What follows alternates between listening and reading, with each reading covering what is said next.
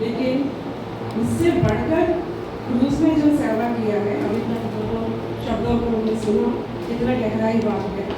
ऐसा सेवा वेदना सहते हुए किया यीशु मसीह ने। वो वही समय में भी अपना माँ को भूला नहीं। बचपन से ही माँ का, क्योंकि मरियम परमेश्वर को भाई मानने वाली बेटी है, इसलिए देवदूत मरियम के पास जाके ये कहती है तो पुत्री को जन्म दोगे, उनके कंधों के ऊपर राज्य का बोझ होगा। उस बात उन्होंने मन में रखा है। उसके बाद यीशु मसीह को सुनने के बाद मंदिर में लेके उनको प्रतिष्ठा करने के लिए ले जाते हैं। वहाँ एक भक्त होता है, न्यायी मानस, उनको परमेश्वर ने बोला जब तक तुम उधर नहीं देख पाओगे, बुद्धि को नहीं देखोगे। उस बात को उन्हें इंतजार कर रहे यीशु मसीह को देख के वो पूरी हो गया। उधर लेकर आया यीशु मसीह करके, फिर ये बोलता है मरियम को देख के ये आपका हृदय में एक भक्त दूसरे वाले ये करके बोलता है। सच में उस इवेंट दोनों शब्द मेरे मन में रखी होगी।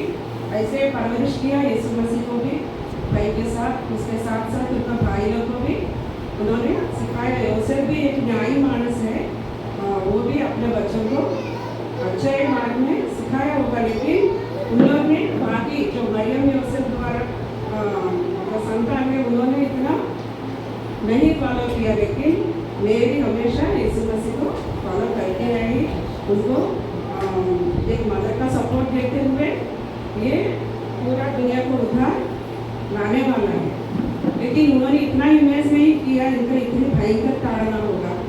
मेरा बेटा तो उनका आंखों के सामने है, मेरा बच्चे को छोटी भी चोट लगती है तो मैं समझ नहीं सकती। कोई भी माँ अपने बच्चे को दर्द को समझ नहीं सकते। लेकिन यीशु मसीह को वेदना को देखती है, उनका मन में भी है कुछ तो होगा, यीशु मसीह दूषित होगा। लेकिन ये प्रैक्टिकली देखना मैं तो नहीं देख सकती। कोई पिक्चर से ऐसे सीन्स आते हैं तो मैं क्योंकि हम देख नहीं पाएंगे अपना बच्चों को दर्द, हम देख नहीं पाएंगे। वो माँ का कैसा सहा, लेकिन वो साथ में भी अंत तक साथ में रहते और यीशु मसीह को दर्द सह रही थी। तब परमेश्वर ने ये भी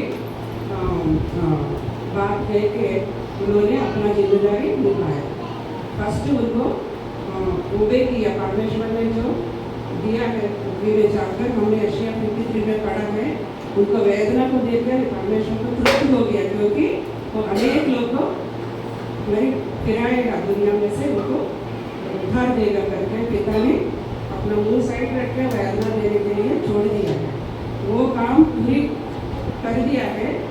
ये सारी जिम्मेदारी सौंपते हुए, क्षमा करते हुए, हर शब्द में कुछ कार्य, कुछ सेवा करते हुए परमेश्वर ने ये किया है।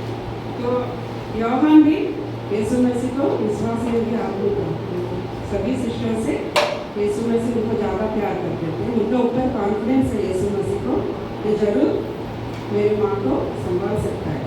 भाई लोग नहीं संभालेगा ऐसा है, लेकिन एक आध्यात्मिक है, वही इसलिए मंडली को रिलेट किया। वो यूहन्ना की जिम्मेदारी तो हम अपने को प्रश्न करने का है, अरे हम हमारी जिम्मेदारी कहाँ तक निभा रहे हैं। हमको भी परमेश्वर ने कुछ रेस्पॉन्सिबिलिटीज दिया है। तो हमारा मंडली में हम लोगों के साथ, एक दूसरे के साथ क्या कर रहे हैं। मैंने प्रभु ये सिखाया, मैं किसी को प्रश्न नहीं पूछती हूँ, सब हम सब सोचने वाली बात है। लेकिन यूहन्ना द्वारा हम ये सीख सकते हैं। तो उन्होंने जैसा सारी जिम्मेदारी आखिरी तक को सभी शिष्य लोग ने कुर्बान दे दिया परमेश्वर के लिए, जीवन को अर्पण कर दिया। ऐसा हम भी जान देने तक, वचन ऐसा लिखता है, जान देने तक, अंत तक जो सहेगा उनका जीवन भी मुकुट मिलेगा। वो इजीली नहीं है क्रिश्चियन लाइफ जो यीशु मसीह उनको एक न्याय दिखाते हुए, मंडली का जिम्मेदारी देते हुए, और वो संदेश हमको क्रूस द्वारा, शब्दों द्वारा उनको दिखाता है। तुम लोग दूसरों को ख्याल रखोगे, बोझ दूसरे तो हम सबको नहीं कर सकते, लेकिन उतना वो जो हमको बन पड़ती है वो यीशु मसीह शक्ति देते हैं। वहाँ तक हमको हम दूसरों के लिए, खास करके जो हम कलीसिया में रहता है उनके लिए हम निरंतर प्रेयर करना, उनका जरूरतों को इतना हो सके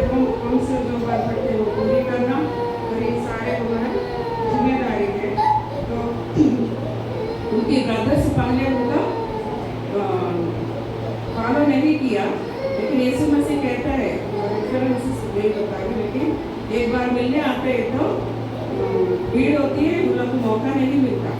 तब वो बोलता है मेरे लिए मिलने के लिए आपका भाई और मरियम आए थे। मैं कौन मेरी माँ, कौन मेरा भाई है, जो मेरे बातों को सुनकर उसके अनुसार चलता है वही मेरा भाई, मेरा माँ करके बताते हैं। रिजेक्शन नहीं, लेकिन यीशु मसीह का हार्ट डिजायर फर्स्ट उनका बात सुनना, उनका पालन करना, उनका अनुकरण। तो बोला कोई भी मुझको बढ़कर प्रेम करने से वो उनको पसंद नहीं, वो द्वेष नहीं करेगा तो वो मेरा राज के हकदार नहीं। लेकिन मुझको मुझसे बढ़कर दूसरा कुछ भी प्यार करे तो वो उनको आशीष नहीं मिलेगा। लेकिन जो परमेश्वर के फर्स्ट प्रायोरिटी देकर प्रेम करते हैं तो इस दुनिया में सभी मिल जाएगा, स्वर्गीय राज का भी हमको मिल जाता है। इसी बातों का यीशु मसीह वो पूरी किया, हर बात को सोशियली भी माता लाजरों के साथ पीटर के घर में जाने का, वह उनके साथ संगति रहता था हमेशा, कई जगहों में ऑल काइंड ऑफ थिंग्स यीशु मसीह ने पूरी किया। बैलेंस लाइफ जीकर हमको भी ऐसा जीने के लिए सिखाता है। इसी शब्दों से हम भी ऐसा करने के लिए कोशिश करेंगे। फिर उनको यीशु मसीह शिष्यों के लिए और लेखन को हृदय को खोला, पुनरुत्थान का दिन के बाद हृदय को खोल के उन लोग ऊपर से शक्ति पाने के लिए ठहर के जगह पे ठहर के प्रार्थना करो। उसमें यीशु मसीह का वहाँ है, शिष्य लोग भी है। फिर इन लोग ने बाद में उद्धार पाया है। कौन है? योसे, यूदा, ये सब यीशु मसीह का यूसुफ मरियम द्वारा जन्म हुआ ये ब्रदर्स है यीशु मसीह। तो उस वक्त नहीं माना, लेकिन बाद में पुनरुत्थान होने के बाद उन लोग ने भक्त लोग बन गया। तो बाइबल में याकूब पत्री और यूदा ये दोनों भी हम उनके भाई लोग भी लिखा है। तो कितना हम सोचते हैं कि लोग कभी बदलने वाला नहीं, लेकिन परमेश्वर हर को समय देता है, कोई आगे पीछे, लेकिन तो यीशु मसीह का प्यार को कौन उतरा सकता है। तो ऐसी कार्य को मेरा बेटा का कई यूथ सभी लोग जानना चाहिए। जब मौका सिस्टर ने बताया मौका मिलता है कब अपॉर्चुनिटी को ग्रैब करना है, उद्धार के पास जाना है। तो उन लोग ने वो मौका छोड़ा नहीं, फॉलो करते हुए हम सबको भी आशीष का कारण बना। दोनों ब्रदर्स में ऐसा हम भी जीवन में प्रभु को भी पात्र रही उनका नाम है।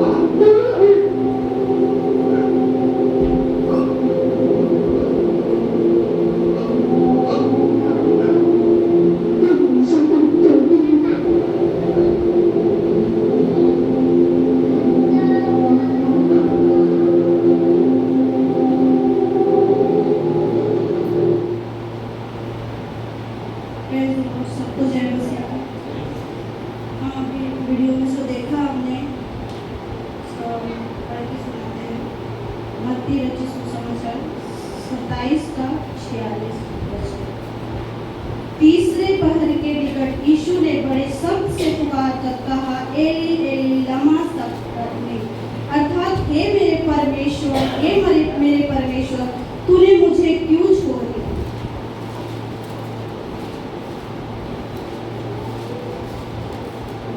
हम इस वचन को सुनते हैं और इसे पढ़ते हैं, ऐसा गहराई से जैसे आंटी ने बोला कि इस वचन जो हमें मिला है उसे कितने दिनों में, इतने सालों में हमने गहराई से हर तरह से हमने पढ़ा, और खाली पढ़ा ही नहीं, इस वचन को हमने महसूस किया कि जो परमेश्वर उत्पत्ति से लेकर के सृष्टि के, जब वो सृष्टि की रचना कर रहे थे तब भी प्रभु यीशु मसीह उनके साथ थे, जिनको हम त्रिएक परमेश्वर कहते हैं। तब भी यीशु मसीह परमेश्वर के साथ थे। और प्रभु यीशु मसीह कहते भी तूने मुझे देखा तो पिता को देखे, यानी वो अलग नहीं थे। जो परमेश्वर पिता यीशु मसीह के बारे में जानते थे, वो यीशु मसीह भी परमेश्वर के बारे में जानते थे। परंतु यहाँ पे परमेश्वर ने यीशु मसीह का साथ छोड़ दिया था। पर क्यों छोड़ दिया था, हम इस विषय पे कहना चाहेंगे। जब प्रभु यीशु मसीह ने हमारे पापों को लेकर के जब वो क्रूस पे चढ़े, तो उस पाप के कारण उनके पिता ने उनका साथ छोड़ दिया था। जो उनके प्रिय पुत्र थे, हमने बहुत बार बाइबल में पढ़ा, ये मेरा प्रिय पुत्र है, इसकी सुनो, ये मेरा इकलौता पुत्र है, इस पे विश्वास करो। पर वो पिता ने उस टाइम में उनका साथ छोड़ दिया, क्योंकि वो पाप उन्होंने नहीं किया था, वो पाप हमारी थी। सारी मानव जाति के पाप थे, अनंत प्रकार के पाप थे जो अभी भी होते हैं। उस पाप को अपने ऊपर लेकर के जब उन्होंने उस पाप को अपने ऊपर लिया, तो परमेश्वर ने उनका साथ छोड़ दिया। हमें इस वचन से सीखना चाहिए कि हम अगर कुछ गलत करते हैं तो हमें इस वचन को याद करना चाहिए कि हम ये जो कर रहे हैं, क्या प्रभु हमारे साथ रहेगा या हमारा साथ छोड़ देगा? नहीं रहेगा, क्योंकि हमारा परमेश्वर पवित्र है। वो पवित्र परमेश्वर है, पाप के पास वो नहीं रहना चाहेगा, वो रहेगा भी नहीं। इसलिए उसने अपने प्रिय पुत्र को, जो इकलौता पुत्र था, उनका भी उन्होंने उस कुछ टाइम के लिए उनसे अपने मुख को मोड़ लिया। और इस बात का एहसास यीशु मसीह को हुआ। आप लोगों का पता नहीं, पर मेरे साथ भी ऐसा होता है। अगर हम कभी गुस्सा हो जाते हैं, कुछ ऐसी बातों को बोल देते हैं, तो होता है, मुझे भी महसूस होता है कि पवित्र आत्मा ने मेरा साथ छोड़ दिया। फिर हम प्रार्थना करते हैं, क्षमा मांगते हैं, तो फिर प्रभु हमें अपना लेता है। परंतु ये हमारी आदत नहीं बन जानी चाहिए, ये हमारा स्वभाव नहीं हो जाना चाहिए कि हमारा प्रभु माफ करता है तो हम बार बार उस चीज को दोहराते रहे, क्योंकि हमारा प्रभु तो दयालु है, वो माफ कर देता है। ऐसा नहीं होना चाहिए हमारे जीवन में। और इस वचन से हम ये भी सीखना चाहिए हमें। यह वाणी यीशु की भीषण पीड़ा और समानता को दर्शाता है, जब उन्होंने दुनिया के पापों के बोझ के कारण स्वयं को पिता से अलग महसूस किया। हमारे पापों के कारण, दुनिया के पापों के कारण, क्योंकि वो निष्पाप निष्कलंक थे, उनमें कोई भी दोष नहीं था। वो पवित्र आत्मा के सामर्थ्य से पृथ्वी पे आए थे। हम शारीरिक रूप से पृथ्वी पर आते हैं, पर वो एकदम निष्पाप थे, फिर भी उन्हें पाप ठहराया गया। अत्यधिक पीड़ा हुई। और वो समय था, आज के दिन को अगर लेके चलो, आज का दिन तो 12:03 बजे तक, 12 बजे से लेकर के 3 बजे का समय जो होता है, वो सबसे कठिन समय होता है। हम लोग उस टाइम में घर से नहीं निकलना चाहते। हमें कहीं जाना होता है तो हम सोचते हैं कि अरे जाएंगे, 10 बजे जाओ, 12 बजे से पहले आ जाओगा। या फिर हम सोचते हैं कि 3 बज जाएगा, उसके बाद हम चलेंगे, 4 बजे हम जाएंगे। हम उस टाइम में घर से नहीं निकलना चाहते हैं। पर उस टाइम में वो क्रूस की मृत्यु और वो पीड़ा को सह रहे थे। और वो ऐसे ही नहीं पिता को उन्होंने पुकारा कि एली एली पिता तूने मुझे क्यों छोड़ दिया, क्योंकि उस पीड़ा को वो खुद भी बर्दाश्त नहीं कर पा रहे थे। वो भी शरीर में थे, उनके अंदर भी जान थी, उनके अंदर भी मांस थे, उनके अंदर भी हड्डी थी। हमें थोड़ी सी चोट लग जाती है तो हम कितने दिनों तक उसको लेकर के हम रोते रहते हैं। पर हमें एक क्षण के लिए हमें इस चीज को वचन से हमें सीखना चाहिए कि क्या हमारी दर्द, हमारी पीड़ा इस पीड़ा से ज्यादा है? क्या हमें जो बुखार आता है, क्या इस पीड़ा से ज्यादा है? हम कहीं जाना रहता है, मानो हमें प्रार्थना में ही जाना रहता, हम बोलते हैं हमारा सर दर्द हो रहा है तो हम नहीं आ पाएंगे, हमारे ये काम है तो हम नहीं आ पाएंगे। पर उस टाइम में थोड़ा रुक करके, ठहर करके आप विचार कीजिए कि क्या प्रभु ने जो हमारे लिए किया उससे ये ज्यादा है?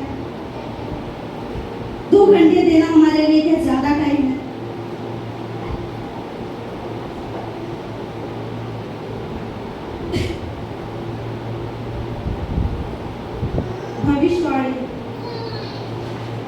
हम पढ़ेंगे। यासा